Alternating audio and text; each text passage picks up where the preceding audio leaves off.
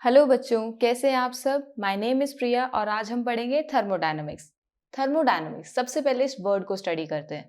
Thermodynamics दो word से बना हुआ है, थर्मो और डायनामिक्स। थर्मो का मतलब होता है हीट और डायनामिक्स का मतलब होता है मोशन। यानी हम यहाँ पर क्या पढ़ेंगे? Heat in motion. Heat in motion का क्या मतलब हुआ?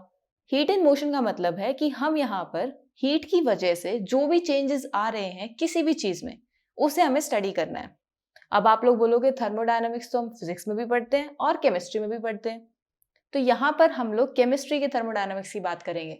और केमिस्ट्री के थर्मोडायनामिक्स की बात करने का मतलब है केमिकल थर्मोडायनामिक्स। अब आप सब सोच रहे होंगे, जहां वर्ड केमिकल आ जाए, केमिस्ट्री आ जाए, उसका मतलब तो वही है, रिएक्शंस पढ़नी पड़ेंगी हमें, उन रिएक्शंस के चेंजेस पढ़ने पड़ेंगे। तो यहाँ पर भी वही है, यहाँ पर हम उन केमिकल रिएक्शंस को स्टडी करेंगे जिसमें हीट या फिर एनर्जी के एक्सचेंज से कुछ चेंजेस हो रहे हो।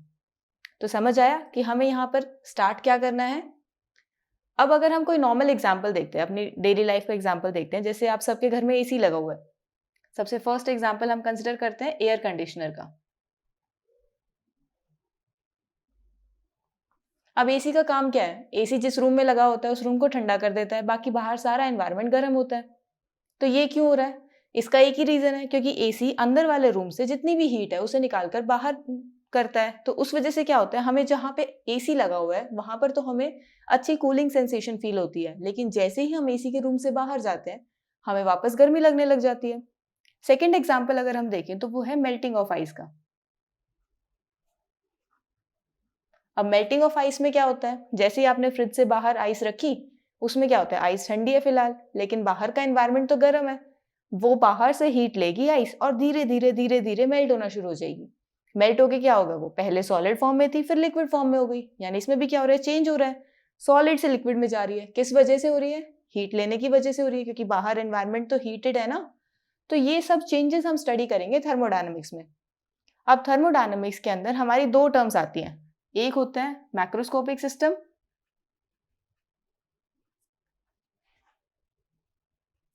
और दूसरा होता है माइक्रोस्कोपिक सिस्टम।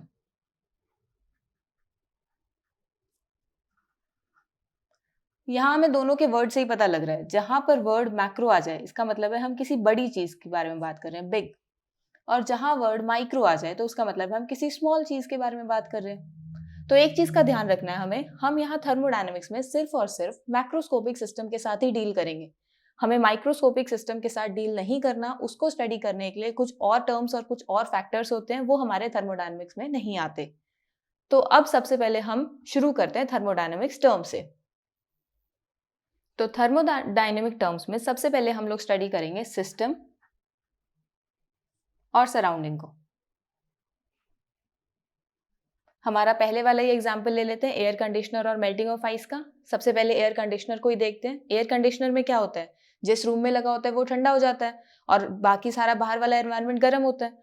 अब हम सिस्टम किसे बोलते हैं थर्मोडायनेमिक्स में? सिस्टम हम उसे बोलेंगे जिसकी हम ऑब्जर्वेशंस को स्टडी करेंगे, यानी कि जिस बॉडी के अंदर हमें चेंजेस स्टडी करने हो उसे हम क्या बोलेंगे, सिस्टम। बाकी जो कुछ भी बच गया, यानी जहां पर हम स्टडी कर रहे हैं उस चीज को छोड़कर बाकी उसके चारों तरफ जो कुछ भी बचा है उसे हम बोलेंगे सराउंडिंग। तो सिस्टम और सराउंडिंग में सबसे पहला डिफरेंस क्लियर होना चाहिए कि जहां पर हमें चेंजेस स्टडी करने हैं वो हमारा सिस्टम होता है, और बाकी सारा सब कुछ जितना भी बचा है सिस्टम को छोड़ के वो सराउंडिंग में कंसिडर होता है। अब एसी में क्या होता है, जिस रूम में लगा हुआ है उसको हम लोग सिस्टम कंसिडर करेंगे, क्योंकि अब यहाँ पर हमें चेंजेस देखने हैं। पहले वो गर्म था रूम, अब वो धीरे धीरे धीरे धीरे ठंडा होना शुरू हुआ है। ठंडा होना क्यों शुरू हुआ है? क्योंकि एसी रूम की हीट को बाहर निकालते जा रहे हैं, बाहर निकालते जा रहे हैं, जिस वजह से क्या हो रहा है, हीट एक्सचेंज हो रही है। और हीट एक्सचेंज का मतलब क्या होता है, हीट एक एनर्जी तो है, एनर्जी एक्सचेंज हो रही है। तो एनर्जी एक्सचेंज होने की वजह से उस रूम के टेम्परेचर में चेंज आ रहा है, वो एक वार्म टेम्परेचर से एक कोल्ड टेम्परेचर की तरफ जा रहा है। तो क्या पता लगा मुझे यहाँ पर कि एसी जिस रूम में लगा हुआ है वो तो सिस्टम हो गया, और बाकी सारा जो हमारा, आप ये लगा लो कि हमारा जो घर है वो बाकी सारा का सारा सराउंडिंग में कंसीडर हो गया। दूसरा एग्जाम्पल हम लेते हैं मेल्टिंग ऑफ आइस का। अब जैसे ही आपने आइस क्यूब को बाहर निकाला, आपने आइस क्यूब बाहर रख दी, फिलहाल ये आइस क्यूब सॉलिड फॉर्म में है, इसको हम सिस्टम कंसिडर करेंगे। अब इसको हम सिस्टम क्यों कंसिडर करेंगे, क्योंकि यही तो आइस जो है सॉलिड से लिक्विड फॉर्म में चेंज हो रही है। हम चेंज किस में देख रहे हैं, आइस में देख रहे हैं। तो इस वजह से हम आइस को करेंगे सिस्टम कंसिडर। अब आइस बाहर से क्या लेगी, हीट ले रही है। वही फिर से सेम चीज कि हीट एक फॉर्म ऑफ एनर्जी है, तो हीट का मतलब एनर्जी एक्सचेंज। अब यहाँ बाहर से क्या है, सारी हीट आ रही है, एनर्जी एक्सचेंज हो रही है, जिसकी वजह से वो लिक्विड फॉर्म में कन्वर्ट हो रहा है। अब लिक्विड फॉर्म में कन्वर्ट हो रहा है तो उसमें स्टेट में चेंज आ गया, तो इस वजह से हमने आइस को क्या कंसिडर करा, सिस्टम, और बाकी जो कुछ बच गया वो हमारा सराउंडिंग है। ये तो हो गए हमारे आसपास के एग्जाम्पल्स। अब जैसे हम केमिस्ट्री पढ़ रहे हैं तो कुछ केमिस्ट्री के एग्जाम्पल्स को भी स्टडी कर लेते हैं। आप केमिस्ट्री लैब में जाते हो, केमिस्ट्री लैब में जाने के बाद आप क्या करते हो, एक्सपेरिमेंट्स करते हो। एक्सपेरिमेंट्स या तो आप टेस्ट ट्यूब में कर रहे होगे, या किसी वॉल्यूमेट्रिक फ्लास्क में कर रहे होगे, या बीकर में कर रहे होगे। चलो हम यहाँ बीकर का एग्जाम्पल लेके स्टार्ट करते हैं। आप एक बीकर में एक्सपेरिमेंट परफॉर्म कर रहे हो, इस बीकर में कुछ सोल्यूशन है, इस सोल्यूशन के अंदर हमारी रिएक्शन हो रही है। अब रिएक्शन कहाँ हो रही है, इस सोल्यूशन के अंदर। अगर इस सोल्यूशन में रिएक्शन हो रही है तो ये जो सोल्यूशन वाला पार्ट है ये बोला जाएगा सिस्टम, और बाहर जितना भी मेरा एनवायरमेंटल पार्ट रह गया इस बीकर के बाहर, वो हमारा सराउंडिंग है। अब हमें ये तो पता लग गया कि सिस्टम क्या है, सराउंडिंग क्या है, लेकिन हमें ये भी तो पता होना चाहिए कि कहाँ तक मेरा जो कुछ भी जिसे मैं ऑब्जर्वेशन में स्टडी कर रही हूँ वो कितनी लिमिट तक है, मतलब कहाँ तक मेरा सिस्टम कंसिडर करा जाएगा, और उसके बाहर कितने पार्ट में, उसको कितना छोड़कर मुझे सिस्टम के अलावा सराउंडिंग को कंसिडर करना है। तो एक बीच में एक फाइन गैप है, fine gap in the sense आप कह सकते हो एक लाइन है जो डिस्टिंग्विश कर रही है सिस्टम को सराउंडिंग से। तो सिस्टम और सराउंडिंग को डिफरेंशिएट करने के लिए, सेपरेट करने के लिए बीच में एक लाइन होती है, और उस लाइन को हम बोलते हैं बाउंड्री। यानी फिलहाल ये सिस्टम और सराउंडिंग को कौन सेपरेट कर रहा है, ये बीकर की वॉल। तो जो बीकर की वॉल है इसे हम बोलेंगे बाउंड्री। अंदर सिस्टम है, बाहर सराउंडिंग है, उसको बीच में सेपरेट करने के लिए हमारे पास एक वॉल है जिसे हम बोलते हैं बाउंड्री। तो अगर मुझे बाउंड्री को डिफाइन करना हो तो boundary is a wall that separates system and surrounding.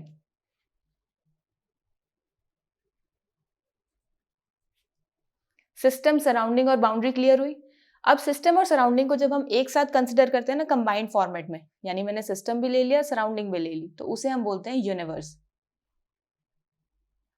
यानी हमने यहाँ पर 4 थर्मोडायनामिक टर्म स्टडी कर लिए है, system, surrounding, universe and boundary. चारों क्लियर हैं। चलो अब आगे हम लोग टाइप्स ऑफ बाउंड्री पे चलते हैं। टाइप्स ऑफ बाउंड्री में सबसे पहले आते हैं हमारे पास रियल और इमेजिनरी बाउंड्री।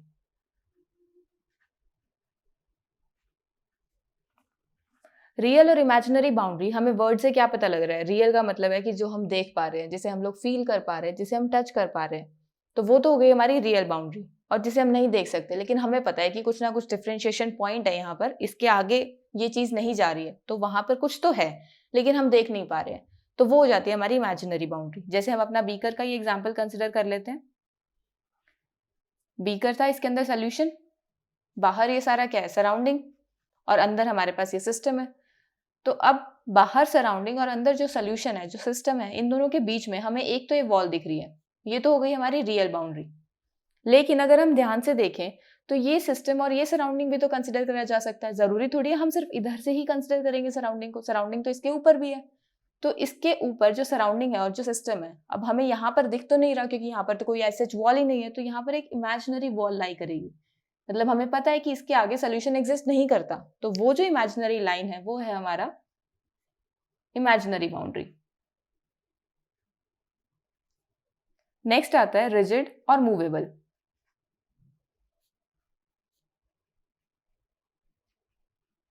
रिजिड और मूवेबल बाउंड्रीज कौन सी होती हैं? रिजिड का मतलब है फिक्स्ड। तो यहां पर भी हम एक एग्जांपल कंसिडर करते हैं। जैसे मैंने एक सिस्टम ले लिया, अब इस सिस्टम के अंदर मेरा कुछ सोल्यूशन है या कुछ भी है, गैस है, कुछ सोल्यूशन है, कुछ भी है, ये सिस्टम जो है ना, इस सिस्टम की वॉल्स फिक्स्ड है, यानी इसे हम मूव नहीं कर सकते। अगर इसकी वॉल फिक्स्ड है तो ये कौन सी, रिजिड बाउंड्री में आएगा। और यही मैंने एक और बीकर ले लिया जिसमें कुछ गैस के मॉलिक्यूल्स हैं, और इसके ऊपर लगा दिया मैंने पिस्टन। अब ये जो पिस्टन है ये मूवेबल है, ऊपर भी जा सकते हैं, नीचे भी आ सकती है। तो अगर ये मूवेबल है तो ये एक तरीके से तो बाउंड्री है, क्योंकि ये तो मेरा सिस्टम है और बाहर सराउंडिंग वाला पार्ट है, तो ये तो बाउंड्री का ही काम कर रहा है। और बाउंड्री अगर मूवेबल नेचर की है तो इसे हम लोग मूवेबल बाउंड्री कह देंगे। नेक्स्ट आता है हमारे पास डायथर्मिक और एडियाबेटिक बाउंड्री। डायथर्मिक का मतलब क्या होता है? जिसमें से आप हीट एक्सचेंज कर सको, यानी हीट एक्सचेंज यहाँ पॉसिबल है, लेकिन यहाँ हीट एक्सचेंज पॉसिबल नहीं है एडियाबेटिक के केस में। तो हम जैसे कंसिडर करते हैं एक सिस्टम सराउंडिंग का केस, ये सिस्टम है मेरे पास, ये सराउंडिंग है और बीच में लगी हुई है एक वॉल जो है बाउंड्री। अब ये सिस्टम और सराउंडिंग के बीच में अगर मेरा हीट एक्सचेंज हो रहा है, यहाँ से हीट एक्सचेंज हो रही है, तो इसका मतलब है ये डायथर्मिक वॉल है।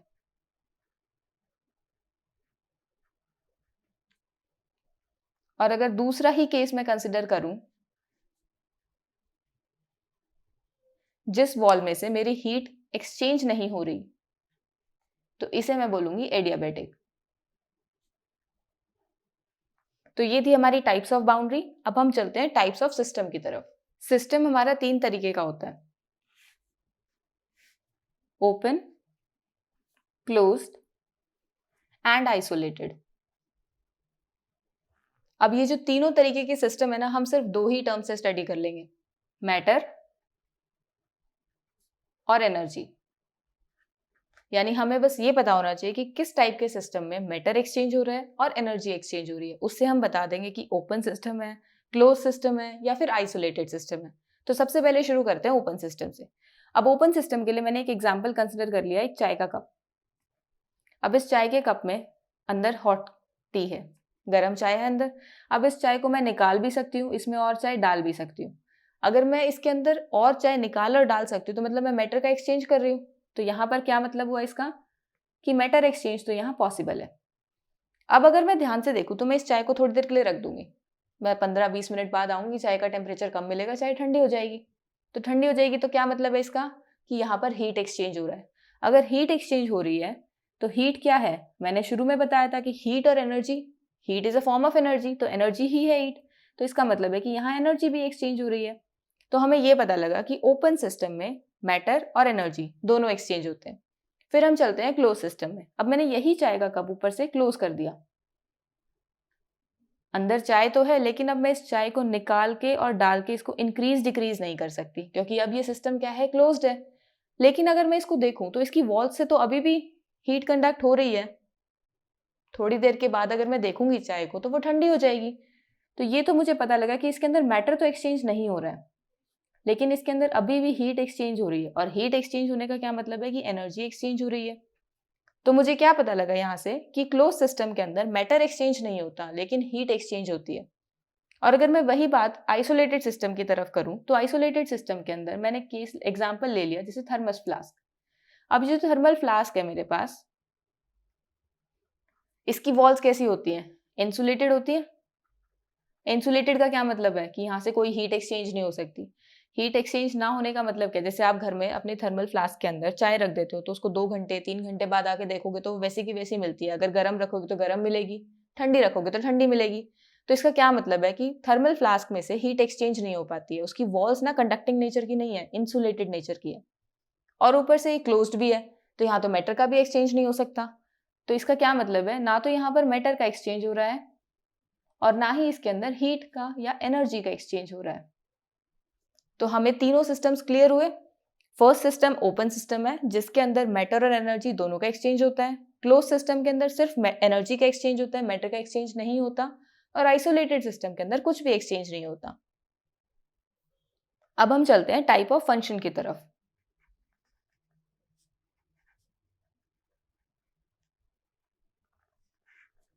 हमारे 2 तरीके के फंक्शंस होते हैं, स्टेट फंक्शन और पाथ फंक्शन।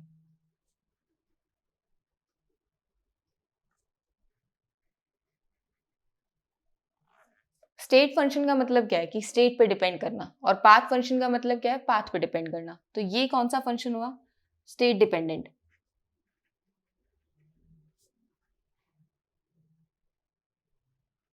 और ये स्टेट इंडिपेंडेंट।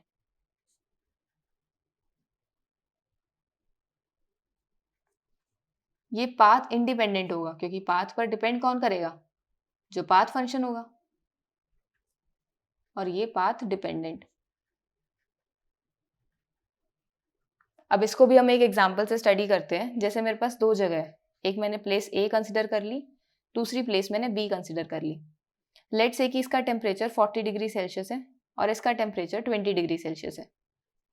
यहाँ पर प्रेशर जो हम कंसिडर कर लेते हैं कि भाई जो सी लेवल प्रेशर है उस एरिया का, हमने कर लिया, लेट कर लिया बस कि चलो 8 एटमॉस्फेयर है या 8 mm ऑफ Hg है, जो भी यूनिट आप लगाना चाहो।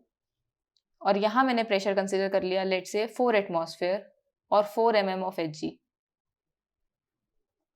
अब मैं यहाँ से ए प्लेस से बी प्लेस पर जाने के लिए मेरे पास काफी सारे रास्ते हो सकते हैं। मैं या तो डायरेक्ट चली जाऊं या ऐसे थोड़ा सा टर्न करके चली जाऊं, कहीं से घूम के चली जाऊं, या फिर मैं बहुत सारे स्टॉप्स पर रुकती हुई घूम फिर के जा रही हूँ। अब अगर मैं यहाँ से किसी भी रास्ते से चली जाऊं, मुझे जाना तो बी पर ही है। अब बी पे जाके मुझे टेम्परेचर तो 20 मिलेगा, ऐसा नहीं है कि मैं थोड़ी देर लंबा रास्ता क्रॉस करके जाऊंगी तो वहां का टेम्परेचर चेंज हो जाएगा। या फिर अगर मैं कोई छोटे रास्ते से जाऊंगी तो मैं जल्दी पहुंच जाऊंगी, तो अगर मैं 40 से जा रही हूँ तो 20 की जगह मुझे 30 मिल जाएगा वहां पे। ऐसा तो कुछ नहीं है ना, टेम्परेचर उस जगह का फिक्स्ड मिलेगा। और ना ही ऐसा होगा कि आप अगर थोड़े लंबे रूट से जा रहे हो या छोटे रूट से जा रहे हो कि वहां का सी लेवल चेंज हो जाएगा, प्रेशर चेंज हो जाएगा, वो भी चीजें नहीं है। तो इसका क्या मतलब है कि टेम्परेचर और प्रेशर दोनों ही स्टेट पर डिपेंड करते हैं कि जिस पोजीशन पे आप पहुंच रहे हो वहां की स्टेट कैसी है, उसके बेसिस पर आप टेम्परेचर और पोजीशन प्रेशर बताओगे। तो टेम्परेचर और प्रेशर क्या हुआ हमारे स्टेट फंक्शन।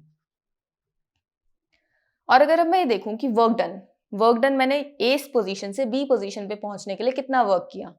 अगर मैं इस सिंपल सीधे पाथ से जा रही हूँ तो इसका मतलब क्या, मैं थोड़ा कम काम कर रही हूँ। लेकिन अगर मैं वही इतने टेढ़े मेढ़े पाथ से जा रही हूँ तो मुझे ज्यादा काम करना पड़ेगा, ज्यादा वर्क डन लग रहा है मेरा। तो इसका मतलब क्या है कि वर्क डन जो है ना वो स्टेट पर डिपेंड नहीं करता, वो पाथ पर डिपेंड करता है कि आप किस तरीके से उस काम को कर रहे हो। तो वर्क डन हमारा पाथ फंक्शन है।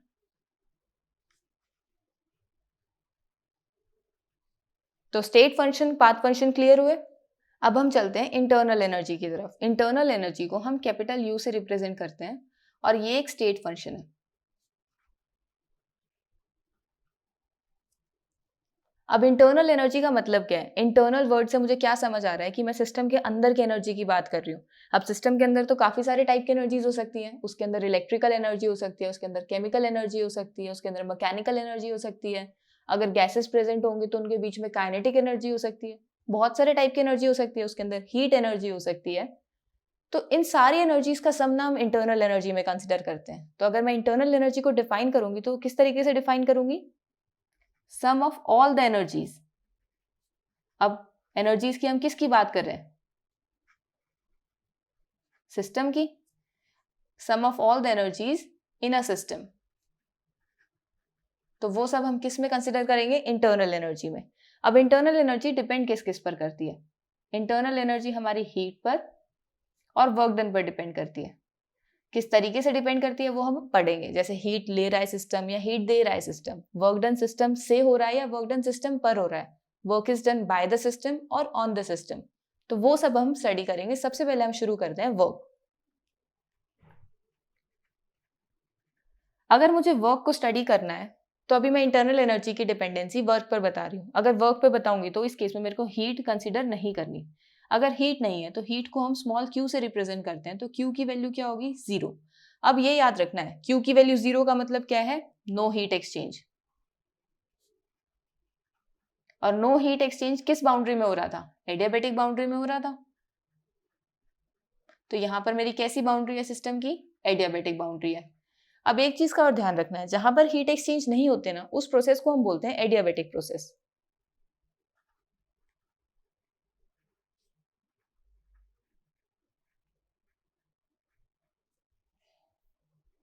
तो अब हम देखते हैं कि इंटरनल एनर्जी वर्क पर किस तरीके से डिपेंड करती है।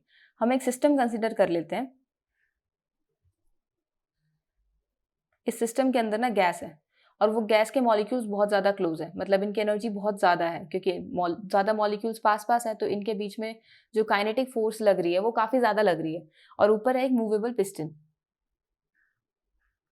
अब अगर ये फोर्स ज़्यादा होगी तो ये गैस मॉलिक्यूल्स क्या करेंगे? इस पिस्टन को ऊपर की तरफ पुश करेंगे। अगर पुश करेंगे तो मेरे पास एक चेंज आ जाएगा सिस्टम में। अब वो चेंज क्या होगा? मतलब मेरी जो पिस्टन थी वो पहले इस लेवल पर थी, अब वो थोड़ा ऊपर शिफ्ट हो जाएगी और जो गैस के मॉलिक्यूल्स थे वो थोड़े दूर दूर हो जाएंगे, यानी उनके अंदर एनर्जी कम हो जाएगी। ये मेरा चेंज आ रहा है इसमें। इसकी इंटरनल एनर्जी लेट से U1 है और इसकी इंटरनल एनर्जी U2 है। अब मैं पहले ही बोल रही हूँ जैसे कि इसमें एनर्जी ज्यादा है जिस वजह से उसको अंदर से एक पुश मिल रहा है। अगर एनर्जी ज्यादा है तो इसका मतलब है कि U1 is greater than U2। अब हम यहाँ पर क्या देख रहे हैं कि सिस्टम खुद काम कर रहा है, यानी work is done by the system. अब work done by the system है तो मुझे change in internal energy calculate करना है। चेंज को हमेशा हम डेल्टा से रिप्रेजेंट करते हैं और चेंज हमेशा फाइनल माइनस इनिशियल होता है। फाइनल मेरे पास U2 है, इनिशियल मेरे पास U1 है, और U2 क्या है, U1 से छोटा है, तो इसकी वजह से मेरी वैल्यू क्या आएगी, नेगेटिव में आएगी। तो ये ध्यान रखना है, जब हमारा work done by the system consider करा जाता है तो उस टाइम वर्क डन की वैल्यू नेगेटिव होती है। और वहीं अगर हम दूसरा सिस्टम कंसिडर करें, यहाँ फिर से मैंने गैस के मॉलिक्यूल्स ले लिए, ऊपर एक मूवेबल पिस्टन है। अब मैं इस पिस्टन को ऊपर से नीचे की तरफ पुश कर रही हूँ, यानी यहाँ इस तरीके से फोर्स लगा रही हूँ। अगर मैं इस तरीके से फोर्स लगाऊंगी तो अभी भी सिस्टम में कुछ तो चेंज आएगा। अब पिस्टन नीचे की तरफ मूव करेगी, तो जब अब पिस्टन नीचे की तरफ मूव करेगी तो वो क्या करेगी, अंदर जो मेरे गैस के मॉलिक्यूल्स हैं उनको पास पास लेकर आएगी, इनके अंदर एनर्जी को बढ़ा देगी। मेरे पास इतना चेंज आया, इसके अंदर ऊपर से नीचे की तरफ शिफ्ट हुई है पिस्टन, तो इसकी इंटरनल एनर्जी U1 है और इसकी इंटरनल एनर्जी U2 है। अगर इसकी एनर्जी इंक्रीज हो रही है तो इंटरनल एनर्जी भी ज्यादा होगी सिस्टम की। और यहाँ पर मैं सिस्टम के ऊपर काम कर रही हूँ, यानी मैं एक्सटर्नल फोर्स लगा रही हूँ, तो इसका मतलब क्या है, work is done on the system.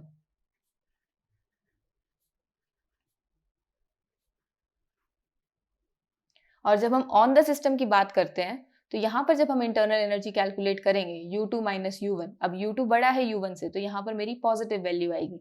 यानी ध्यान रखना है, जब बाय द सिस्टम होगा तो नेगेटिव वैल्यू आएगी और जब ऑन द सिस्टम होगा तो पॉजिटिव वैल्यू आएगी। अब हम चलते हैं हीट की तरफ कि इंटरनल एनर्जी हीट पर किस तरीके से डिपेंड करती है। हीट को हम किससे रिप्रेजेंट करते हैं, स्मॉल q से। तो अब हीट के लिए भी हम एक सिस्टम कंसिडर कर लेते हैं। जैसे हमने पीछे वर्क के केस में हीट को जीरो लिया था ना, तो अब यहाँ हम हीट के केस में वर्क डन को जीरो ले रहे हैं। वर्क डन को हम लोग स्मॉल w से रिप्रेजेंट करते हैं। तो अब जैसे मैंने एक सिस्टम ले लिया, अब इस सिस्टम के अंदर फिर से गैस के ही मॉलिक्यूल्स हैं और यहाँ है पिस्टन। मैंने बाहर से हीट प्रोवाइड करी, इसे बर्नर लगा रखा है, मैंने एक हीट प्रोवाइड में बाहर से कर रही हूँ। ये सिस्टम है तो बाहर क्या है, सराउंडिंग है, यानी मैं सराउंडिंग से सिस्टम की तरफ हीट प्रोवाइड कर रही हूँ। Heat is provided from surrounding to system, और we can say heat is transferred from surrounding to system. तो यहाँ पर मेरी जो हीट है वो बाहर से सप्लाई हो रही है, यानी सराउंडिंग से सिस्टम की तरफ। अब मान लेते हैं सिस्टम का जो इनिशियल टेम्परेचर था वो T1 था। T1 is what, initial temperature. अगर हम किसी चीज को बाहर से हीट देंगे तो वो गर्म होनी शुरू होती है ना, तो उसका टेम्परेचर बढ़ना शुरू होएगा। तो अब T1 से वो टेम्परेचर T2 हो गया और T2 मेरा आ गया फाइनल टेम्परेचर। और मैं बाहर से हीट दे रही हूँ तो इसका मतलब है कि T2 is greater than T1। और जब हम चेंज निकालेंगे, चाहे मैं उसमें हीट का चेंज निकालूं, अब वो हमें पता है इंटरनल एनर्जी हीट और वर्क डन दोनों पे डिपेंड करती है, पर फिलहाल यहाँ वर्क डन जीरो है, तो जो मेरा हीट का चेंज होगा वही मेरा इंटरनल एनर्जी का चेंज होगा, और वो होता है हमारा फाइनल माइनस इनिशियल। और T2 माइनस T1 में T2 is greater than T1, तो मेरी यहाँ पर क्या आएगी, एक पॉजिटिव वैल्यू आएगी। पॉजिटिव वैल्यू यानी यहाँ पर मैं क्या देख रही हूँ कि जब मैं हीट को सराउंडिंग से सिस्टम की तरफ करूंगी ट्रांसफर, उस टाइम पर इंटरनल एनर्जी की वैल्यू पॉजिटिव होगी। और जब मैं एक दूसरा सिस्टम कंसिडर करती हूँ, इस सिस्टम के अंदर भी मैंने अंदर गैस मॉलिक्यूल्स ले लिए और ऊपर ले लिया मैंने पिस्टन। अब क्या हो रहा है कि जो ये हीट है ना, इस सिस्टम से सराउंडिंग की तरफ जा रही है, यानी the heat is transferred from system to surrounding. जब हीट सिस्टम से सराउंडिंग की तरफ जा रही है, फिर से इनिशियल टेम्परेचर हमारा T1 है। T1 इज इनिशियल टेम्परेचर और T2 हमारा फाइनल टेम्परेचर है। तो जब मैं किसी सिस्टम से हीट निकालूंगी, हीट को रिमूव करूंगी, तो वो धीरे धीरे कूल डाउन होना शुरू होगा, क्योंकि उसका हीट रिमूव होने की वजह से उस टेम्परेचर को डिक्रीज करेगा वो सिस्टम के टेम्परेचर को। तो इसका मतलब है कि T2 is less than T1। तो जब मैं यहाँ पर change in internal energy calculate करूंगी तो वो नेगेटिव आएगी। तो हमें यहाँ से क्या पता लगा कि जब हीट सिस्टम में से सराउंडिंग की तरफ ट्रांसफर होगी तो मेरी इंटरनल एनर्जी की वैल्यू नेगेटिव आएगी, और वहीं इसका ऑपोजिट होगा, जब हीट सराउंडिंग से सिस्टम की तरफ ट्रांसफर होगी तो मेरी इंटरनल एनर्जी की वैल्यू पॉजिटिव आएगी। तो ये तो मुझे पता लगा कि जो मेरी इंटरनल एनर्जी है वो वर्क डन पर और हीट पर किस तरीके से डिपेंड कर रही है। जब हम इनका कंबाइंड फॉर्म लेते हैं ना, हीट और वर्क डन का, उससे हम लोग कंप्लीट इंटरनल एनर्जी को कैलकुलेट करते हैं। तो इंटरनल एनर्जी को जब हम निकालेंगे तो हम लोग लेते हैं U is equals to Q plus W। यानी कि इंटरनल एनर्जी, हीट एनर्जी और वर्क डन, इन दोनों का कंबाइंड इफेक्ट होता है। अब मैंने शुरू में क्या बताया था कि इंटरनल एनर्जी तो बहुत सारी एनर्जीज का सम होता है।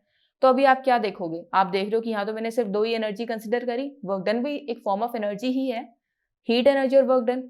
तो यहाँ मैंने सिर्फ 2 एनर्जी क्यों कंसिडर करी, क्योंकि जब हम बहुत सारी एनर्जीज की बात करते हैं ना, तो सिस्टम के अंदर सारी एनर्जीज का जो हमारा कॉन्ट्रीब्यूशन होता है ना, वो इतना नहीं होता, हम उन्हें नेग्लेक्ट कर सकते हैं। हमें सिर्फ उन एनर्जीज को लेना होता है जिनका कंट्रीब्यूशन मैक्सिमम हो, क्योंकि अगर हम सबको कैलकुलेट करने लगेंगे तो हमारी कैलकुलेशंस काफी टिपिकल हो जाएंगी। अब थर्मोडायनेमिक्स में क्या कंसिडर किया जाता है, थर्मोडायनेमिक्स में हीट एनर्जी और वर्क डन के थ्रू जो भी एनर्जी आती है ना, जो भी एनर्जी का कॉन्ट्रीब्यूशन होता है सिस्टम में, वो मैक्सिमम कंसिडर करा जाता है। इस वजह से हम इंटरनल एनर्जी को Q+W बोलते हैं। अब यहीं से हमारा फर्स्ट लॉ ऑफ थर्मोडायनेमिक्स आया है। फर्स्ट लॉ ऑफ थर्मोडायनेमिक्स क्या बोलता है, फर्स्ट लॉ ऑफ थर्मोडायनेमिक्स बोलता है कि जो एनर्जी इज कंजर्व्ड, मतलब it can neither be created nor be destroyed.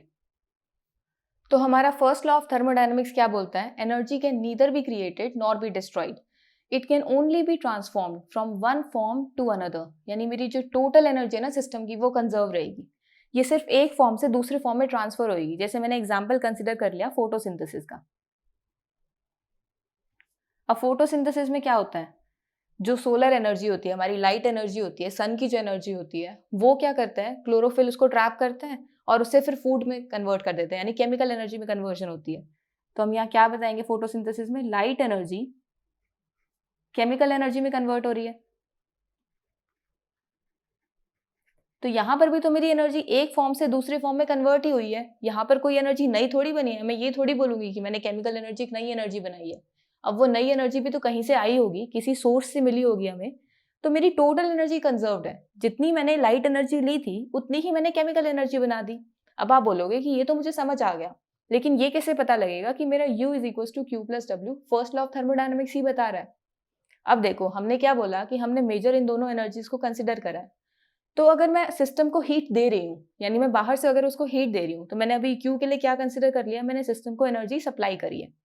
अब वही एनर्जी सिस्टम वर्क डन में यूज करेगा, यानी work is done by the system. अब वो सिस्टम खुद अपना काम करेगा, तो उस टाइम पर मेरी एनर्जी वहां यूज हो गई। तो जो मैं जितनी मैंने एनर्जी Q की फॉर्म में दी थी, उतनी ही एनर्जी सिस्टम ने W की फॉर्म में यूज कर ली, तो टोटल एनर्जी कंजर्व हुई ना। और अगर मैं इसका ऑपोजिट केस देखते हैं, अगर मैं ऊपर से वर्क कर रही हूँ, तो वर्क करने की वजह से क्या होगा, सिस्टम के अंदर एनर्जी इंक्रीज होगी, क्योंकि मैंने वर्क डन करा है सिस्टम के ऊपर। अब अगर एनर्जी इंक्रीज होगी तो सिस्टम क्या करेगा, अपनी एनर्जी रिलीज करने की कोशिश करेगा। यानी मैंने बाहर से जिस एनर्जी से वर्क करा था, उतनी ही एनर्जी सिस्टम में से निकल गई Q की फॉर्म में। तो यहाँ पर भी मेरा क्या हो रहा है, सिस्टम की एनर्जी कंजर्व्ड है। तो इस वजह से हम U is equal to Q+W को फर्स्ट लॉ ऑफ थर्मोडायनेमिक्स बोलते हैं। तो अब इससे रिलेटेड एक क्वेश्चन है NCERT में, प्रॉब्लम 5.1, चलो उसको देखते हैं वो क्या पूछ रहा है। अब इस क्वेश्चन में क्या बोला है, express the change of internal energy of the system, यानी चेंज इन इंटरनल एनर्जी हमें निकालनी है। तो फर्स्ट कंडीशन क्या है, no heat is absorb by the system. No heat का मतलब है Q की वैल्यू हमारी 0 है from surroundings, but the work done on the system, work is done on the system. On the system का मतलब क्या है कि हमारा यहाँ वर्क डन कैसा होगा, पीछे हमने देखा था पॉजिटिव होगा या नेगेटिव होगा। तो जब work done on the system होता है, उस केस में हमारा वर्क डन कैसा होता है, पॉजिटिव। तो सबसे पहले मुझे चेंज इन इंटरनल एनर्जी निकालना है, वो हमारे पास क्या था, Q+W। अब Q की वैल्यू तो यहाँ 0 है और वर्क डन पॉजिटिव है, तो इसको हम लोग W लिखेंगे। तो मेरी डेल्टा U की वैल्यू क्या आएगी, वर्क डन के इक्वल। अब ये नेक्स्ट क्या क्वेश्चन पूछ रहा है कि वॉल कैसी है, Q की वैल्यू 0, हीट एक्सचेंज नहीं है, तो हमें साफ पता लग रहा है कि वॉल कैसी होगी, एडियाबेटिक। अब इसमें नेक्स्ट कंडीशन में क्या बोला है, no work is done. No work done का मतलब क्या है, W की value 0, but Q amount of heat is taken from the system and given to the surrounding, यानी सिस्टम से सराउंडिंग की तरफ जा रही है हीट। जब सिस्टम से सराउंडिंग की तरफ ट्रांसफर होती है हीट, तो Q की वैल्यू कैसी होती है, नेगेटिव। तो यहाँ पर हमारी चेंज इन इंटरनल एनर्जी कितनी होगी, Q+W हमारी इंटरनल एनर्जी होती है, Q की वैल्यू हमारी नेगेटिव है और वर्क डन 0 है, तो डेल्टा U की वैल्यू क्या होगी, -Q। अब यहाँ नेक्स्ट क्या पूछा है, वॉल। अब क्या पता लग रहा है, heat energy negative, work done 0, heat exchange हो रही है। हीट एक्सचेंज होने का क्या मतलब है कि यहाँ पर किस तरीके की वॉल होगी, डायथर्मिक वॉल होगी। अब थर्ड कंडीशन हमसे क्या पूछ रही है, what W amount of work is done by the system, यानी work is done by the system। जब हम by the system work बोलते हैं तो उस टाइम पर क्या होता है हमारे work done की value negative. And Q amount of heat is supplied to the system, यानी सराउंडिंग से सिस्टम की तरफ हीट जा रही है, तो Q की वैल्यू क्या होगी मेरी पॉजिटिव। तो जब मैं डेल्टा U कैलकुलेट करूंगी वो होती है Q प्लस W। Q मेरी पॉजिटिव वैल्यू में है और W मेरा नेगेटिव वैल्यू में है, तो मेरी इंटरनल एनर्जी का चेंज क्या होगा, change in internal energy Q minus W। अब इसमें नेक्स्ट क्या बोला है, व्हाट टाइप ऑफ सिस्टम। अब सिस्टम बताना है, यहाँ पर हमें वॉल नहीं बतानी, यानी सिस्टम में ओपन, क्लोज्ड और आइसोलेटेड 3 तरीके के सिस्टम है हमारे पास। अब हम क्वेश्चन में देख रहे हैं मैटर की कहीं बात नहीं करी है, तो मैटर की जब बात ना करी गई हो तो हम कंसिडर करते हैं कि मैटर एक्सचेंज नहीं हो रहा है। अब हमारे पास 2 कंडीशंस रह गई हैं, या तो हीट एक्सचेंज हो रही होगी या हीट एक्सचेंज नहीं हो रही होगी। और यहाँ हमें क्या पता लग रहा है कि सिस्टम को हीट सप्लाई करी जा रही है, तो इसका मतलब है कि हीट एक्सचेंज तो हो रही है। अगर हीट एक्सचेंज हो रही है तो क्लोज सिस्टम बचा, क्योंकि आइसोलेटेड सिस्टम के केस में तो क्या होता है, मेरी हीट एक्सचेंज नहीं होती है। तो ये कैसा सिस्टम हुआ, क्लोज सिस्टम हुआ। होप आपको यहाँ तक सब समझ आया होगा। इस लेक्चर में हमने क्या क्या पढ़ा, सबसे पहले हमने थर्मोडायनामिक्स की इंट्रोडक्शन देखी, उसके रियल लाइफ एग्जांपल्स देखे, फिर हमने थर्मोडायनामिक टर्म्स को स्टडी करा, फिर हमने टाइप ऑफ सिस्टम को स्टडी करा, टाइप ऑफ बाउंड्री को स्टडी करा, और उसके बाद इंटरनल एनर्जी और उससे रिलेटेड कुछ क्वेश्चंस को देखा। अब हम नेक्स्ट इसकी एप्लीकेशंस को स्टडी करेंगे। होप आपको ये सब समझ आया होगा। Thank you.